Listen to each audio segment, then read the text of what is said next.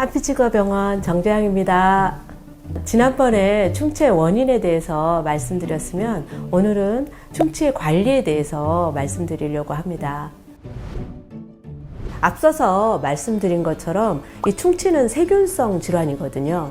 그래서 이 충치균이 살지 못하는 환경을 만들어줘야 돼요. 근데 이제 충치균의 먹이가 되는 음식물, 그래서 치태 관리, 프라브 관리를 얼마나 잘하느냐, 그게 결국 잘 닦는 건데요. 일반적으로 많은 분들이 이제 권하는 양치는요, 최소 3분 이상은 닦아주시기를 권합니다. 그리고 보통 하루에 3번이라고 하는데 자기 전에 한 번 더 닦아주시면 좋겠고요.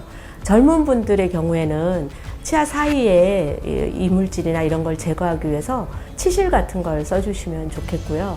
칫솔은 이제 연령별로 구강 구조가 좀 작은 경우도 있고 큰 경우도 있고 하기 때문에 거기에 맞춰서 선택을 하면 좋고요. 보통 치아 2개 정도 사이즈를 권해드립니다. 그런데 소아의 경우에는 아무래도 소아용 칫솔, 좀 머리가 작은 칫솔을 사용해 주시는 게 좋고요. 고령으로 넘어가서 40대 후반 50대 이상의 중년, 노년의 환자분들은 뿌리 쪽이 또 틈새가 많기 때문에 일반적인 칫솔과 뿌리 부분 틈새를 닦는 그런 용도로 나와 있는 좁은 형태의 칫솔을 같이 사용하시기를 권합니다. 치약에 대해서 물어보시는 환자분들이 많아요. 한때는 굉장히 비싸고 좋은 치약이라고 유행한 것도 알고 있습니다. 그런데 일반적으로 시중에 나와 있는 치약을 사용하시면 무난하고요. 어린아이들의 경우에는 특히나 불소가 많이 함유되어 있는 치약을 사용해 주시면 됩니다. 대부분의 치약은 불소를 함유하고 있어요. 그래도 혹시나 걱정이 되신다면 불소를 함유하고 있는지를 확인해 주시면 좋겠습니다. 충치균을 복제하는 효과가 있는 게 맞습니다. 물론 이게 입이 마르거나 이럴 때 다른 사탕류를 드시는 것보다는 그게 나은데, 이제 자이리톨만 순수하게 들어있는 것들을 권하고요. 간혹 자이리톨에다가 다른 당분이 들어있거나 이런 것들은 좋지 않습니다. 영유아의 경우에 특히 이제 태어나서 한 3세까지는 유치가 나와서 치열을 만드는 시기인데요. 보통 이제 부모님들이 아이가 보채거나 이럴 때 우유병을 많이 물려줍니다. 근데 그런 경우에 아이가 잠이 들었다 깼다 하는 오랜 시간 동안 치아가 우유에 젖어 있습니다. 그러다 보면 다발성으로 우식이 생기는 경우가 있어요. 그래서 그런 경우에는 나중에 굉장히 속상해 하시는 경우가 많거든요. 그래서 우유를 물려주시지 마시고 아이가 보채고 이럴 때는 따뜻한 보리차나 물 이런 걸 물려주시고요.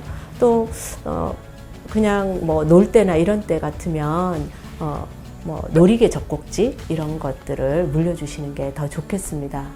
그리고 이제 청소년기의 경우에는 보통 탄산이나 이런 걸 너무 즐겨 먹고 중간중간 이제 간식을 먹다 보니까 이런 음식 조절에서 문제가 되는 경우가 많습니다. 가급적이면 그런 탄산이나 이런 충치를 유발하는 그런 음식은 좀 줄이고, 그런 경우에 또 바로바로 간식을 먹고 나면 닦는 습관을 익혀주는 게 좋고요. 예, 있습니다. 전문가들이 해주는 치태 관리 프로그램이 있는데요. 본인은 잘 닦는다고 하지만 구조가 좀 복잡한 분들, 그리고 닦기가 어려운 자리들이 있습니다. 그런 자리들을 쉽게 놓치거든요. 그래서 그런 자리들을 알려드리고, 또 어떤 도구를 사용하면 좋을지 이런 것들을 알려드리고 하는 그런 프로그램이 있고요. 그리고 또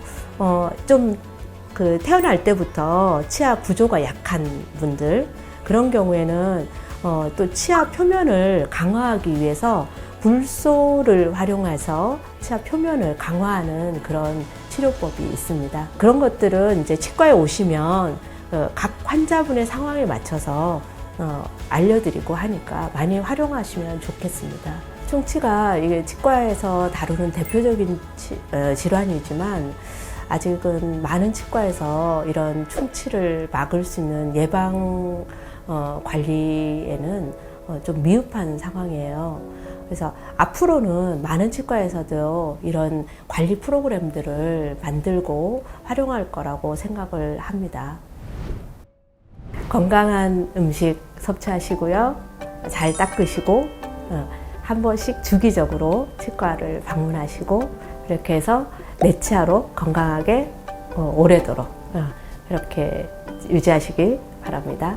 지금까지 한빛치과병원 와치아였습니다.